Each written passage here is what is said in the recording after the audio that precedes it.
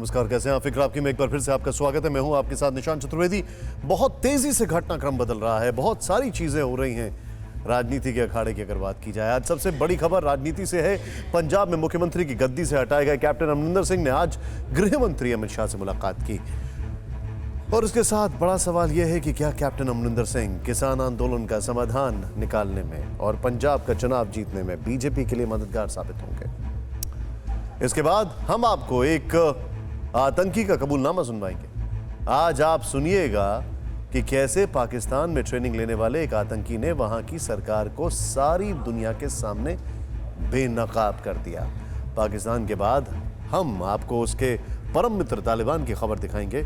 यह खबर आज की बहुत बड़ी फिक्र है क्योंकि अफगानिस्तान में सच बोलने वालों को लगातार मौत की सजा दी जा रही है। देश के दो राज्य महाराष्ट्र और गुजरात में बाढ़ बहुत बड़ी फिक्र बन गई। हम आपको वहां की रिपोर्ट भी दिखाएंगे और आखिर में हमारी खास सीरीज लूट घर को देखना मत भूलिएगा। आज हम आपको दिखाएंगे कि कैसे टाउनशिप के नाम पर बायर्स को जंगल में बसा दिया गया। आपको याद होगा ठीक इसी वक्त कल जब हम आपसे कह रहे थे, बात कर रहे थे, तब कैप्टन अमरिंदर सिंह की तरफ से यह बयान आया था कि वो दिल्ली के निजी दौरे पर आए घर खाली करने के लिए। लेकिन कहते हैं कि राजनीति में अनिश्चितता ही सबसे ज्यादा निश्चित चीज है। आज ये संकेत मिल भी गया कि कैप्टन के दिल्ली आने का मतलब क्या है। कैप्टन अमरिंदर सिंह ने आज गृह मंत्री अमित शाह से मुलाकात की। दोनों नेताओं के बीच अमित शाह के आवास पर करीब 50 मिनट तक मुलाकात हुई है।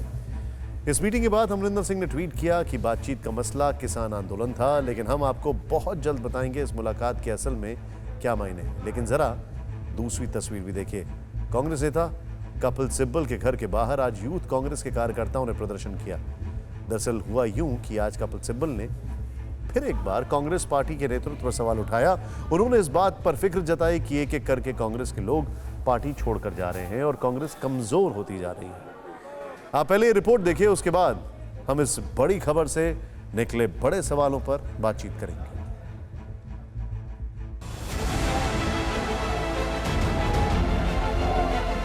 पूरी कहानी को 3 घटनाक्रम से समझिए। पहली घटना, नवजोत सिंह सिद्धू को कांग्रेस आलाकमान का अल्टीमेटम। दूसरी घटना, कांग्रेस के G23 गुट का पार्टी के नेतृत्व पर फिर से सवाल।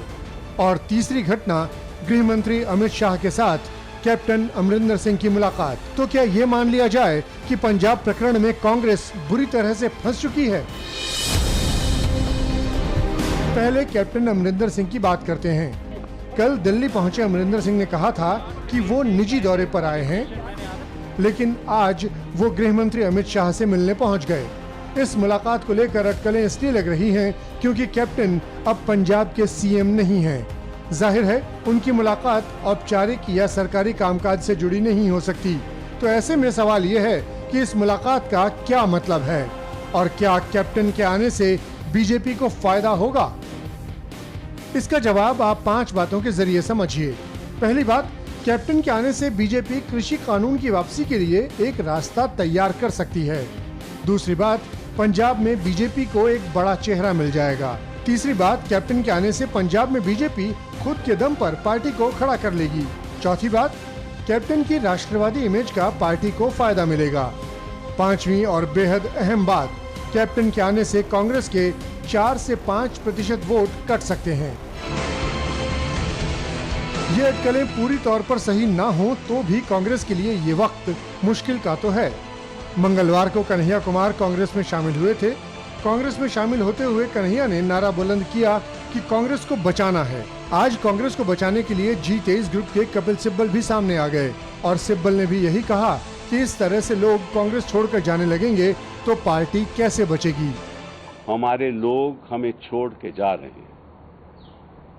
सुष्मिता जी चली गई, अभी हमारे एक्स चीफ मिनिस्टर गोवा के फिलेरो साहब वो छोड़ के चले गए और उनके साथ कई और लोग चले गए।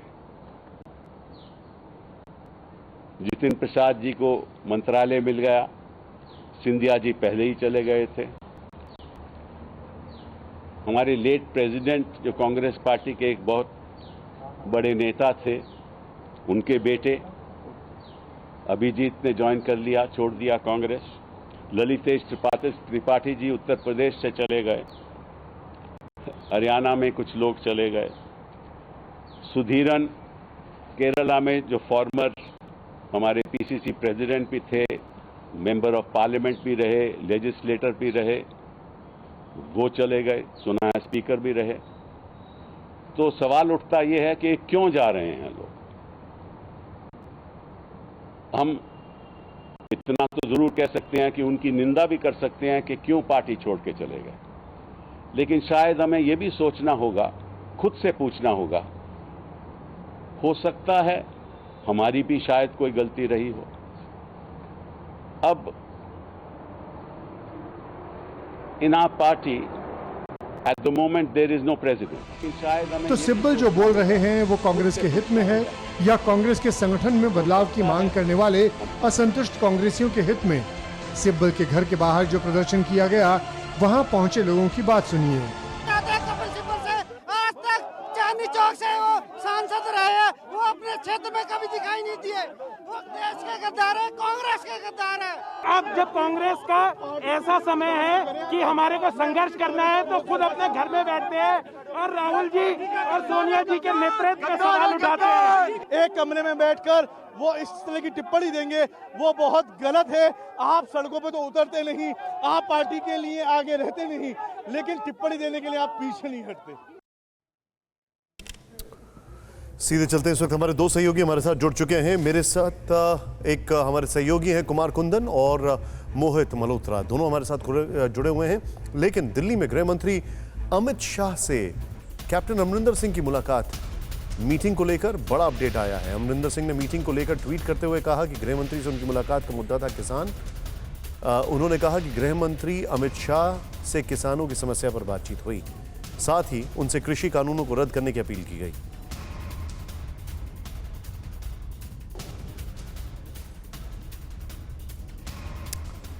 सीधे चलते हमारे सहयोगी हमारे साथ हैं कुमार कुंदन, इस वक्त हमारे साथ मौजूद हैं, जो कैप्टन साहब का जो दिल्ली का दौरा है उसको कवर कर रहे हैं। कुमार कुंदन, मैं आपसे दो सवाल पूछूंगा। पहला सवाल यह है कि एक जानकारी है, अब ये उड़ती हुई खबर है या इसमें कुछ तथ्य है कि गुरुवार को कोई बड़ा नेता बीजेपी में शामिल हो सकता है और हो सकता है वो कैप्टन साहब हो, इस पर क्या जानकारी है? देखिए, अभी तक तो ये राजनीतिक कयास है, क्योंकि इस खबर को लेकर कुछ लोगों ने ट्वीट किया और ट्वीट करने वाले कोई और नहीं बल्कि भारतीय जनता पार्टी के ही लोग थे। तो ऐसा माना गया, एक संयोग कह लीजिए या कोइंसिडेंट कह लीजिए, कि चूंकि कैप्टन अमरिंदर सिंह अमित शाह से मिल रहे थे और उस वक्त इस तरह के एक दो ट्वीट्स आए जिसको लेकर ये कहा जा रहा है कि कोई भारतीय जनता पार्टी में शामिल हो सकता है। लेकिन इन सबसे बड़ी बात जो मुझे समझ में आ रही है वो ये है कि मुद्दा बेशक किसान हो, लेकिन किसानों के मुद्दे पर कैप्टन अमरिंदर सिंह और भारतीय जनता पार्टी दोनों एक हो गए हैं और या फिर एक होना चाहते हैं। अब ये कैसे, किस तरीके से और कब तक मेरा आपसे ये दूसरा सवाल है, मैं चाहूंगा हमारे दोनों सहयोगी आप लोग अपने जवाबों को थोड़ा सा शार्प रखेंगे। हम लोग एक सवाल, एक स्कूल ऑफ थॉट ये कह रहा है कुमार कुंदन कि कैप्टन साहब केंद्र सरकार को यह मनाने में राजी हो जाएं कि वो कानून वापस हो जाए और एमएसपी बढ़ जाए, इससे कैप्टन साहब की बीजेपी में एंट्री हो सकती है और कैप्टन साहब के साथ बीजेपी की पंजाब में धमाकेदार एंट्री हो सकती है। इसके ऊपर क्या जानकारी है? देखिए, इसमें कोई दो राय नहीं है कि किसानों के मुद्दे पर भारतीय जनता पार्टी को बहुत ही परेशानी झेलनी पड़ रही है और वो इस पूरे परेशानी से निजात पाना चाहती है और कैप्टन इसके लिए एक बढ़िया टूल्स पार्टी को कहीं ना कहीं नज़र आ रही है। जहां तक इस पूरे बात जो आपने बोला उसमें अभी तक सिर्फ कयासबाजी है। इतना ज़रूर है कि ऑप्शन क्या हो सकता है उस पर पार्टी विचार कर रही है और उसमें एक ऑप्शन ये भी हो सकता है। ठीक है, मैं आपसे अगला सवाल पूछूंगा, लेकिन मेरे साथ मोहित मौजूद हैं। मोहित, आप क्या पक रहा है वहां पर, सिद्धू को लेकर या सिद्धू के बाद या जो सीएम साहब हैं उनको लेकर पक क्या रहा है अभी इस वक्त? ग्राउंड रियलिटी क्या है, दो पॉइंटर्स में बताइए। देखिए, सीधे तौर पे अगर हम नवजोत सिंह सिद्धू की बात करें तो ऐसा लगता है कि आला कमान अब किसी भी तरह से नवजोत सिंह सिद्धू के सामने झुकने के मूड में नहीं है और चरणजीत सिंह चन्नी नहीं चाहते कि उनके ऊपर किसी भी तरह से स्टैंप लगे कि वो एक दिखावे वाले सीएम थे, सिर्फ एक रबर स्टैंप थे नवजोत सिंह सिद्धू की, जो सिद्धू कहते रहे वो करते रहे। चरणजीत सिंह चन्नी दिखाना चाहते हैं कि बतौर लीडर वो काफी मैच्योर हैं और अपने दम पर पंजाब में कांग्रेस की सरकार को चला सकते हैं, बढ़िया काम कर सकते हैं और सत्ता में वापसी की चाबी उनके पास है, ये दिखाने की उनकी कोशिश है। तो नवजोत सिंह सिद्धू के मामले पर भी कांग्रेस फंसी हुई है। सिद्धू को कहा गया है कि वो अपने इस्तीफे पर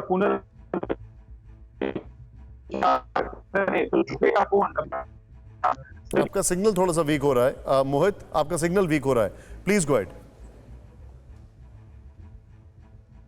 देखिए, मैं वही कह रहा था कि चरणजीत सिंह चन्नी को ऐसा लगता है कि आलाकमान की तरफ से प्रियंट दिया गया है कि आपने भी पीछे नहीं हटना है, आपको सीएम बनाया गया है। अनफॉर्चुनेटली मोहित, आपकी आवाज हम तक नहीं आ पा रही है, लेकिन जो सार है वो ये है कि चन्नी जो है वहाँ पर जो मुख्यमंत्री साहब जो हैं वो कहीं पर भी अपने आप को सिद्धू का स्टैम्प नहीं समझना चाहते। सिद्धू के ऊपर जो आला कमान है वो बेंड होना नहीं चाहता है, उनको कोई भी रोप नहीं देना चाहता है। और यहाँ पर अगला मूव कैप्टन साहब का क्या होगा वो डिसाइड करेगा कि आखिर आगे उनकी रणनीति पंजाब की क्या होने वाली है। घर खाली करने आए थे ऐसा उन्होंने कहा था, लेकिन यहाँ पर किसका घर खाली कर रहे हैं ये समझने वाली बात है।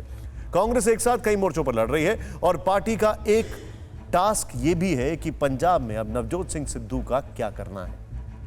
आज की खबर यह है कि सिद्धू को कांग्रेस हाईकमान ने अल्टीमेटम दे दिया है। सूत्रों का कहना है कि सिद्धू को अपने इस्तीफे पर फिर से विचार करने को कहा गया है और यह भी कहा गया है कि अगर वो नहीं माने तो नए प्रदेश अध्यक्ष का ऐलान के लिए तैयार है।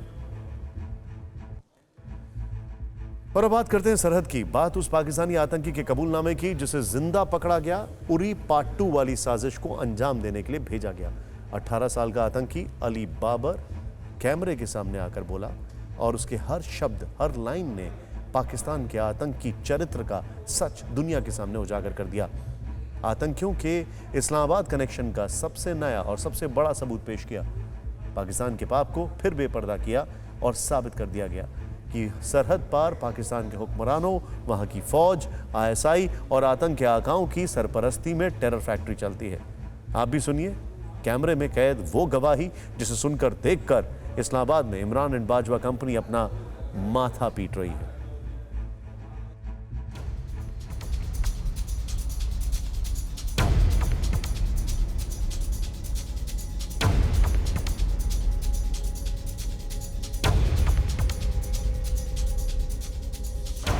कैमरे पर आतंकी का कबूलनामा, पाकिस्तान के पाप का सबसे बड़ा प्रमाण।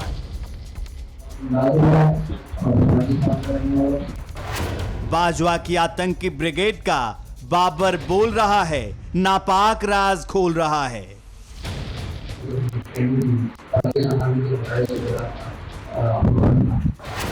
जिंदा सबूत ने जुबान खोली, बंद हुई इमरान और बाजवा की बोली।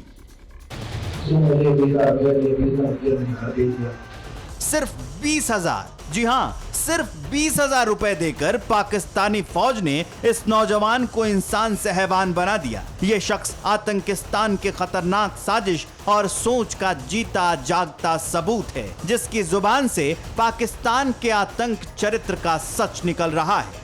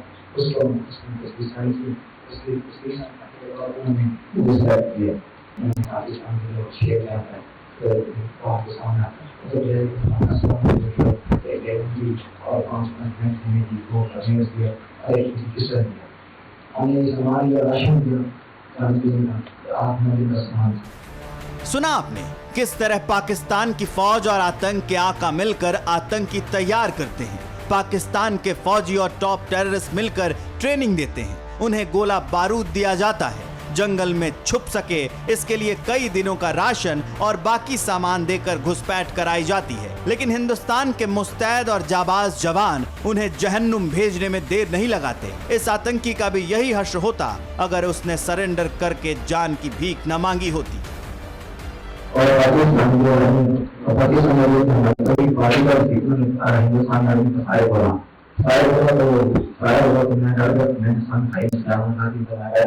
जो मेरे साथ ऑडियंस मारा गया उसने भी इन हिंदुस्तानी आर्मी को फायर किया।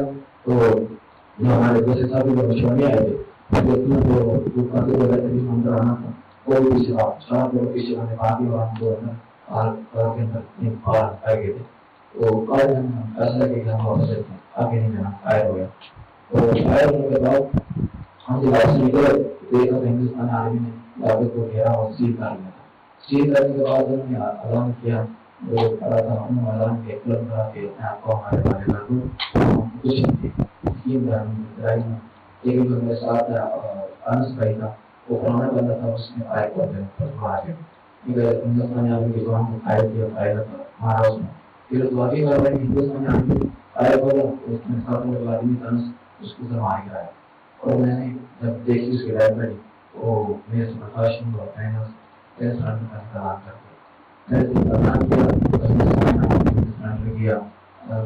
करने के बाद मुझे ऐसा से हमारा ईटा नहीं की तरह मीटर की तरह रखा ऐसा किया। मुझे से रिस्पॉन्स किया उस कैद नहीं बना सकता, अभी इंसानियत हो गई ऐसा मुझे आती नहीं। तो मैं कोशिश कर रहा हमारा ईटा नहीं मिल जाए। हिंदुस्तानी फौज के उसूलों में सबसे ऊपर इंसानियत आती है और उसी इंसानियत से जब ये दहशतगर्द रूबरू हुआ तो उसे पूरी साजिश का इल्म हो गया और उसने सरहद पार के शैतानों के पाप की पूरी कुंडली सामने रख दी।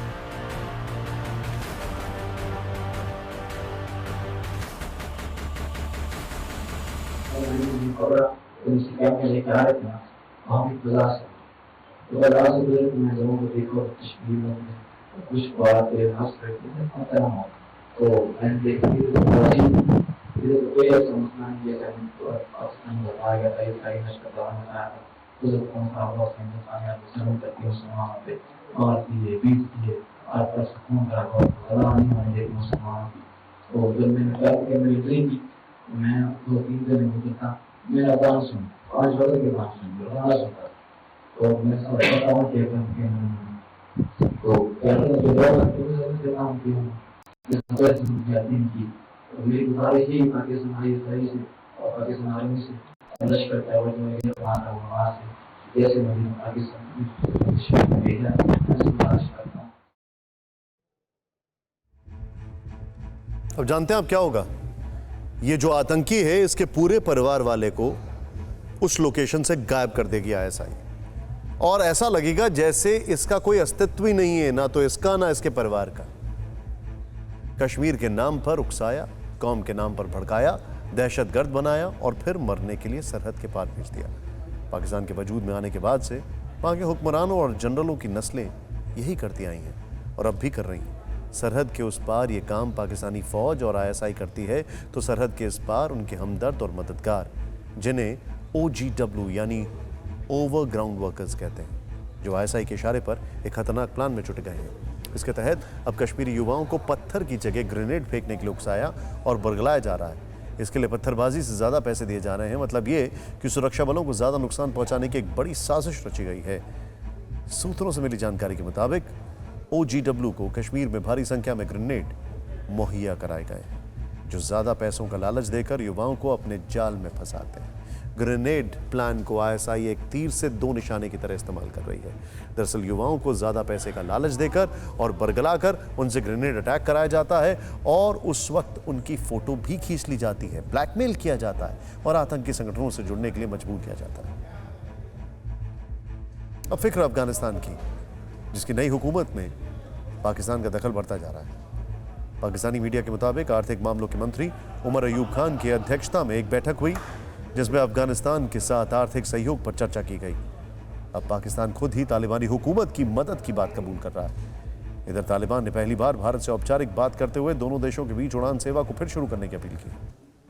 अफगानिस्तान के कार्यकारी उड्डयन मंत्री अलहाज हमीदुल्लाह ने भारतीय उड्डयन महानिदेशक अरुण कुमार के नाम चिट्ठी लिखी है, जिसमें दोनों देशों के बीच MOU का हवाला देते हुए यात्रियों की आवाजाही के लिए फ्लाइट्स को जरूरी बताया गया है। तालिबान ने कहा है कि अफगानिस्तान की सिविल एविएशन अथॉरिटी आपसे अपील करती है कि जल्द ही दोनों देशों के बीच कमर्शियल फ्लाइट का संचालन शुरू किया जाए। लेकिन दूसरी ओर तालिबानी हुकूमत में अराजकता चरम पर दिखने लगी है। खुलेआम लोगों की हत्याएं हो रही हैं, उनके अधिकारों को कुचला जा रहा है। तखार प्रांत में तालिबानियों ने एक मासूम की इसलिए हत्या कर दी क्योंकि उसका पिता पंजशीर के रेजिडेंट फोर्स से जुड़ा था, जबकि काबुल पर कब्जे के बाद तालिबान ने कहा था कि लड़ाई खत्म हो गई है और उसे सबको माफ कर दिया है। जबकि अभी हालात ये हैं कि अफगानिस्तान में विदेशी फोर्स और नॉर्दर्न अलायंस के मददगारों को ढूंढ कर मारा जा रहा है। यहां तक कि तालिबान के खिलाफ जो कोई आवाज उठाता है उसे भी सजाए मौत दे दी जाती है।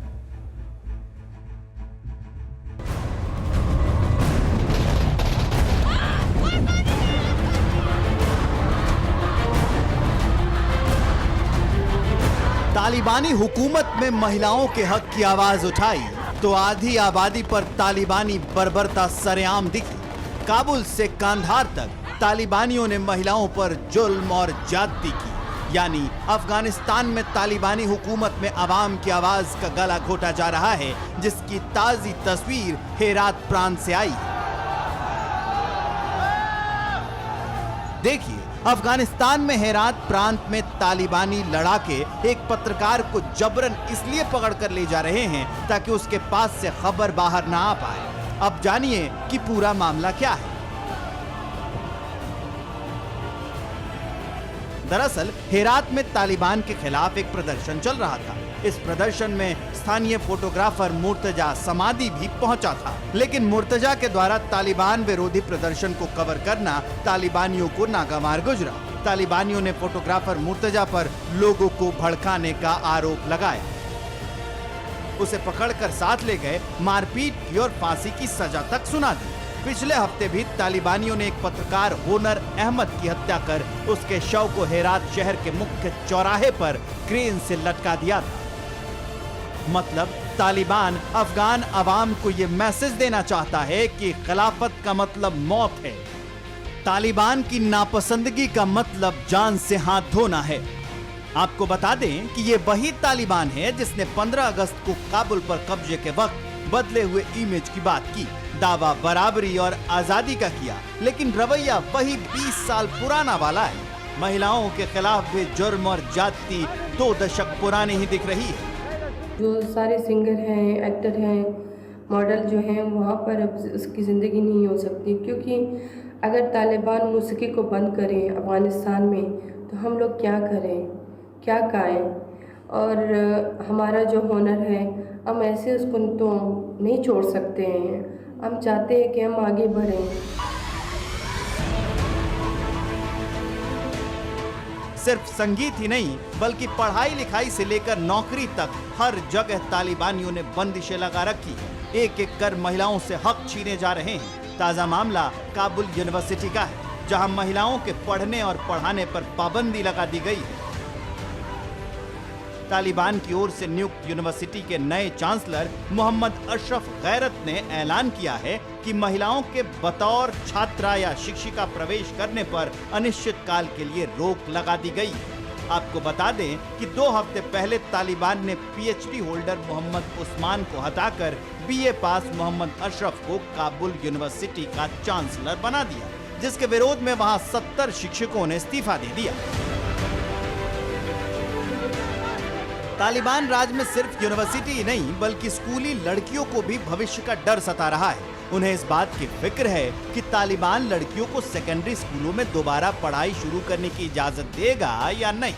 कुल मिलाकर तालिबान में 20 साल पुराना दौर लौट आया है, जहां इस्लाम के नाम पर तालिबानी अत्याचार बढ़ता जा रहा है और अवाम त्राहिमाम कर रही है।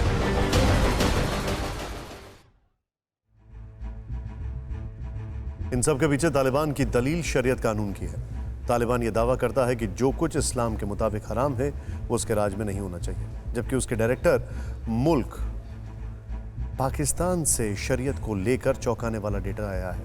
दरअसल कुछ समय पहले प्यू रिसर्च सेंटर ने पाकिस्तान में एक सर्वे किया था जो जिससे पता चलता है वहाँ 84% मुसलमान शरीयत के पक्ष में हैं, लेकिन जो पार्टियां शरीयत लागू करना चाहती हैं उन्हें महज 5-7% वोट मिलते हैं। इस सर्वे में सिर्फ 9% पाकिस्तानी तालिबान या इस्लामिक स्टेट के समर्थक मिले और 72% पाकिस्तानी नागरिक तालिबान विरोधी मिले। इसी तरह हाल में इंडोनेशिया का भी है, जहां 72% लोग शरीयत के पक्षधर हैं, मगर 4% लोगों ने ही इस्लामिक स्टेट का समर्थन किया है। यही हाल ईरान, तुर्की, सीरिया, मिस्र और बाकी मुस्लिम देशों का है।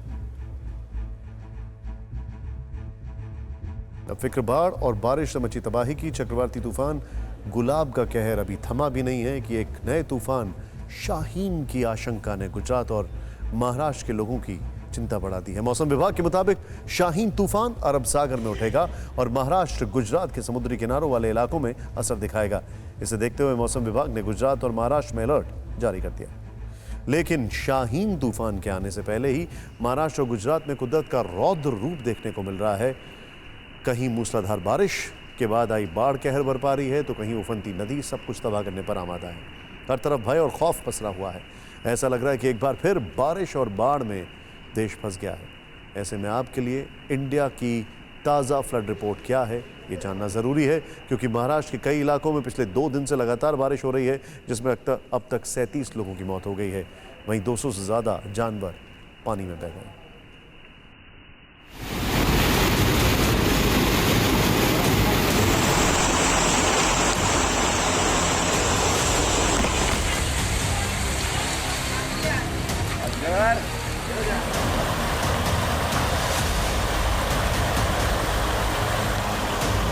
हिंदुस्तान पर एक बार फिर आसमानी आफत टूट पड़ी है। कहीं मूसलाधार बारिश ने बर्बादी मचा रखी है, तो कहीं भीषण बारिश के बाद आई बाढ़ ने तांडव मचा दिया।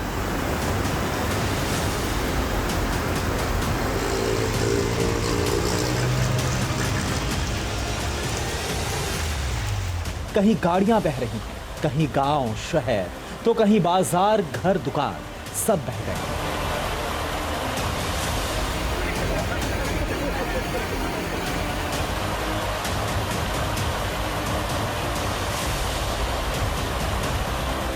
कुदरत का यह सबसे भीषण क्रोध कई राज्यों में देखने को मिल रहा है। महाराष्ट्र से लेकर गुजरात तक से विनाशकारी तस्वीरें सामने आ रही हैं।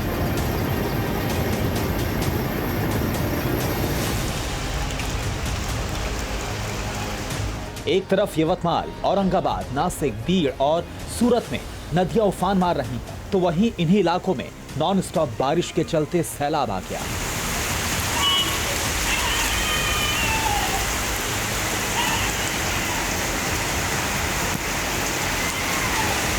ये उन्हीं इलाकों का खौफनाक दृश्य है जहां चंद घंटे की बारिश में ही प्रलय आई है, जिसके आगे किसी का जोर नहीं चल रहा है, जिसके सामने कोई नहीं टिक पा रहा है।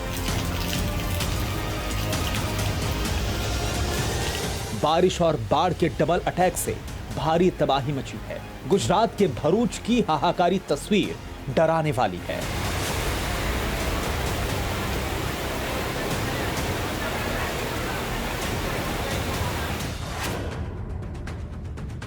यहां शहर समंदर बन गया है। मूसलाधार बारिश के बाद आई बाढ़ ने जल प्रलय ला दिया है।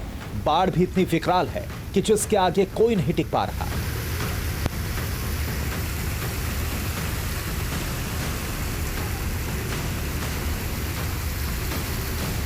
हाहाकारी सैलाब में सब कुछ समा गया है। मकान बह गए हैं, जलधारा में गाड़ियां तिनके की तरह बह गई हैं। पानी के प्रचंड धाराओं के आगे इंसानों की तो कोई बिसात ही नहीं है। कई बस्तियां बर्बाद हो गई हैं।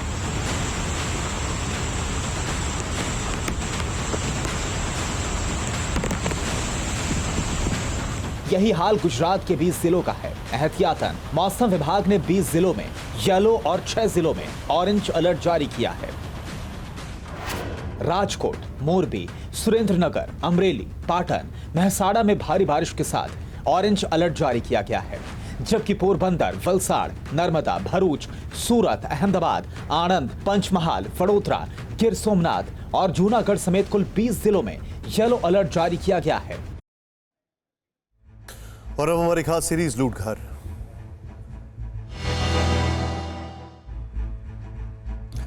लूट घर में क्या आप कल्पना कर सकते हैं कि दिल्ली से सिर्फ 40 किलोमीटर की दूरी पर कुछ लोग बिना बिजली के रह रहे हैं, और वो भी तब जबकि उनसे वादा किया गया था एक टाउनशिप का। आज हम आपको ग्रेटर नोएडा ले चलेंगे, जहां अथॉरिटी ने बिल्डर को जमीन दी, बिल्डर ने बाय से पूरे पैसे ले लिए, लेकिन अथॉरिटी को बकाया नहीं चुकाया। इसलिए ना तो जमीन का डेवलपमेंट हुआ, ना ही रजिस्ट्री हुई।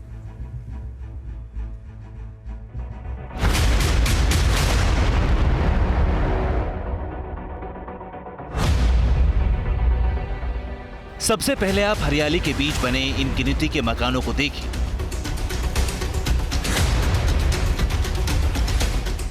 हम आपको इनके बीच भी ले चलेंगे, लेकिन पहले ग्रेटर नोएडा में बसाई जा रही इस तथाकथित टाउनशिप के बारे में जानकारी ले लीजिए।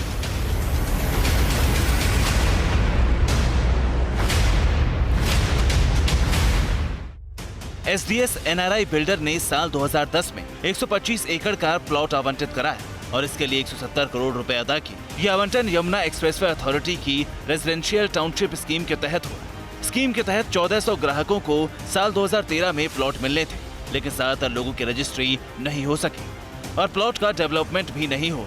अथॉरिटी का कहना है कि बिल्डर ने उसके 500 करोड़ रुपए नहीं चुकाए और खरीदार आरोप लगा रहे हैं। बिल्डर और अथॉरिटी आपस में मिले हुए हैं। यमुना एक्सप्रेसवे औद्योगिक विकास प्राधिकरण के दफ्तर में बैठे ये लोग एसडीएस एनआरआई बिल्डर के सताए हुए हैं। मिलिए प्रशांत से। इन्होंने साल 2013 में प्लॉट लिया, 2015 में रजिस्ट्री कराई, 2018 में फैसला हुआ कि बिल्डर के हाथ से लेकर अथॉरिटी प्लॉट को खुद डेवलप करेगा, लेकिन हुआ कुछ नहीं। बिल्डर के 500 करोड़ बकाया हैं इस अथॉरिटी के ऊपर, जिसकी वजह से हम फुटबॉल की तरह इस बिल्डर और अथॉरिटी के बीच में पिस रहे हैं। फुटबॉल की तरह हमें खेला जा रहा है और इसके अलावा बिजली पानी के अलावा वहाँ पर हमें मूलभूत सुरक्षा भी चाहिए। सुरक्षा भी एक मुद्दा है जो बहुत इम्पोर्टेंट है। 6 महीने पहले ये लोग ठीक इसी तरीके से यहाँ पर आए थे और इसी कॉन्फ्रेंस रूम में बैठे थे। अधिकारी भी सामने, जो कुर्सी खाली आपको दिखाई दे रही है, इसी कुर्सी पे अधिकारी भी बैठे थे। इनको आश्वासन दिया गया था। 6 महीने बीत गए। आपके प्लॉट की रजिस्ट्री हुई? फिर मेरी प्लॉट की रजिस्ट्री नहीं हुई है। मैं पिछले 5 साल से अथॉरिटी का सिर्फ चक्कर काट रहा हूँ। अच्छा, अथॉरिटी में एक टेक्निकलिटी जो रजिस्ट्री में ये बताते हैं, ये कहते हैं कि अगर हम आपकी रजिस्ट्री करा देंगे तो इतने % अगर रजिस्ट्री हो गई तो कल को बिल्डर से हमारा प्रेशर जो हम उस पर कुछ कर सकते हैं वो ख़त्म हो जाएगा, उसके बाद हम उससे काम नहीं करा सकते। दरअसल बिल्डर ने प्राधिकरण से जमीन लेने के बाद प्लॉट पर ना तो डेवलपमेंट का काम किया और न ही प्राधिकरण का बकाया चुकाया। इस वजह से प्राधिकरण ने बिल्डर को एनओसी जारी नहीं की, लिहाजा कई लोगों की रजिस्ट्री रुक गई, जबकि बायर्स ने पैसे पूरे दे रखे थे। हम पिस गए हैं सर। कभी ये बोलते हैं रेरा चले जाओ, कभी कोर्ट चले जाओ। अरे first party Yamuna expressway authority है, इनकी जिम्मेदारी बनती है हम लोग की टाइम पे पूरे प्रोजेक्ट ओके करके दें। इनकी 500 करोड़ है, ये अपनी नहीं ले पा रहे हैं। कहने को तो इस प्रोजेक्ट के पास यूपी सरकार नाइट सफारी बनाने वाली थी, लेकिन फिलहाल ये टाउनशिप रात के अंधेरे में किसी जंगल से कम नहीं लगती। मेरे चारों तरफ जहां तक आपकी नजर जाएगी, हर तरफ आपको अधूरे बने हुए मकान दिखाई देंगे। ये अधूरे बने हुए मकान इस ओर इशारा कर रहे हैं कि लोगों के सपने पूरे नहीं हो पाए, जिसकी वजह से आज यहाँ पर कोई नहीं रहता। चंद परिवार मजबूरी में, क्योंकि कोई विकल्प नहीं है, इसलिए यहाँ पर इस वीराने में रहने के लिए मजबूर हैं। एक और परेशान कर देने वाली तस्वीर ये भी है कि ग्रेटर नोएडा के इस इलाके में, इस टाउनशिप में आज तक बिजली का कनेक्शन नहीं है और ऐसे में मजबूरी की वजह से जो लोग यहाँ पर रह रहे हैं वो इन्वर्टर के भरोसे हैं। यहाँ पर घरों में इन्वर्टर आपको इसी तरीके से दिखाई देगा और इन्वर्टर के साथ साथ चूँकि इन्वर्टर का बैकअप भी नहीं मिल पाता है, इसलिए इन्वर्टर के बैकअप के लिए लोगों ने सोलर पैनल अपने छतों पे लगाए हैं। चंद मकान यहाँ पर बने हुए हैं और इसी तरीके से मकानों के ऊपर ये सोलर पैनल लगाए गए हैं ताकि इन्वर्टर को बैकअप मिल पाए और जो लोग मजबूरी में रह रहे हैं उनको बिजली मिल पाए। बिल्डर ने बोला था कि 3 महीने पहले बिजली और पानी दूंगा। अथॉरिटी ने भी कमिटमेंट किया था कि मैं आपको बिजली पानी सारी चीज़ प्रोवाइड कराऊंगा, लेकिन अभी तक उन लोगों ने कुछ भी प्रोवाइड नहीं करा। लेकिन हमारे पास कोई विकल्प नहीं है, मजबूरी में हम इसलिए रहे। इसी तरह मेहर लोहिया के परिवार ने भी यहाँ घर तो बनवा ली, लेकिन यहाँ रहना एक मजबूरी है, क्योंकि बिना बिजली जिंदगी मुश्किल है। यही है ना, बिना लाइट पानी के कुछ हो नहीं सकता। सारा कंस्ट्रक्शन तो लाइट से ही होता है। अब जैसे देख रहे हो आप, ये टाइल्स वगैरह लग रही हैं, इसके लिए मशीन चलती है, तो मशीन तो चल नहीं पाती है। अभी फिलहाल सोलर से ही कर रहे हैं, लेकिन सोलर भी पूरे दिन चल नहीं पाता। तो रात में दिक्कत होती है उसे। जैसे ये मौसम है, इस मौसम में सोलर काम नहीं करता। शुक्रवार को यमुना एक्सप्रेसवे प्राधिकरण के साथ फिर एक बार बायर्स की मीटिंग, लेकिन आश्वासन के अलावा कुछ नहीं मिला। बिल्डर्स के बकाया हैं और बल्कि ज़्यादातर इन केसेस में बिल्डर्स के बकाया होने की वजह से ही प्रॉब्लम आती है। जैसे जैसे बिल्डर बकाया अपने ड्यूज़ को क्लियर करते जाते हैं, वैसे वैसे अथॉरिटी उनकी फर्दर केसेस को प्रोसेस करती रहती है। अधिकारी ने माना कि एक ठोस फ्रेमवर्क बनाए जाने की जरूरत है, लेकिन जंगल के खाली प्लॉट की EMI चुका रहे बायर्स को अब ऐसे किसी भरोसे की नहीं बल्कि एक्शन की जरूरत है। कल आपको लूट घर की एक नई रिपोर्ट दिखाएंगे। इस पूरी सीरीज को विस्तार से देखने के लिए आप tv9hindi.com पर जा सकते हैं। वहां आपको मिलेंगे सीरीज के सारे एपिसोड एक साथ। और अब फटाफट खबरें। बलबीर गिरी को चुना गया महंत नरेंद्र गिरी का उत्तराधिकारी। बाघंबरी गद्दी को लेकर पंच परमेश्वरों की बैठक में हुआ फैसला। कल हरिद्वार में निरंजनी अखाड़े की बैठक में होगा ऐलान। महंत नरेंद्र गिरी की आत्महत्या के मामले में आनंद गिरी को लेकर सीबीआई की टीम पहुंची हरिद्वार। गाजीवाला गांव में है महंत नरेंद्र गिरी का आश्रम। फरीदाबाद में रेलवे की जमीन पर बसी झुग्गियों को हटाने पर रोक। सुप्रीम कोर्ट में कल फिर होगी सुनवाई। चीफ जस्टिस ने वकील से पूछा, आखिरी वक्त पर क्यों आते हैं आप लोग। 7 अक्टूबर को उत्तराखंड जाएंगे प्रधानमंत्री नरेंद्र मोदी। ऋषिकेश एम्स में ऑक्सीजन प्लांट का करेंगे उद्घाटन। अगले वर्ष उत्तराखंड में होने वाले हैं विधानसभा चुनाव। दिल्ली में दिवाली के बाद खोले जा सकते हैं 8वीं तक के बच्चों के school. Delhi disaster management authority की बैठक में हुआ फैसला, कहीं भी ना हो भीड़ इकट्ठा करने वाले आयोजन।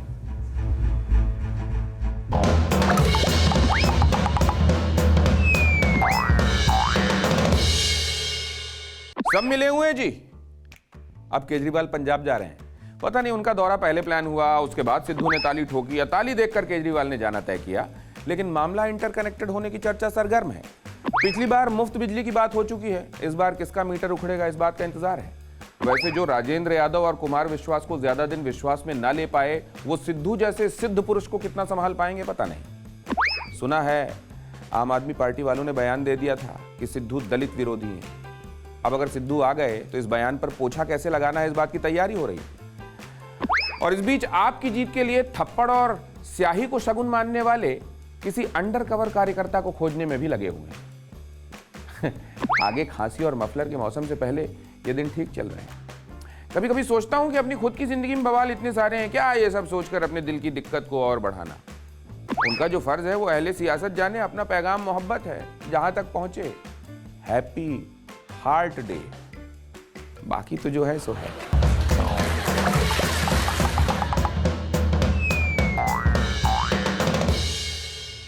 फिक्र आपकी, सोमवार से शुक्रवार रात 9 बजे सिर्फ TV9 भारतवर्ष पर।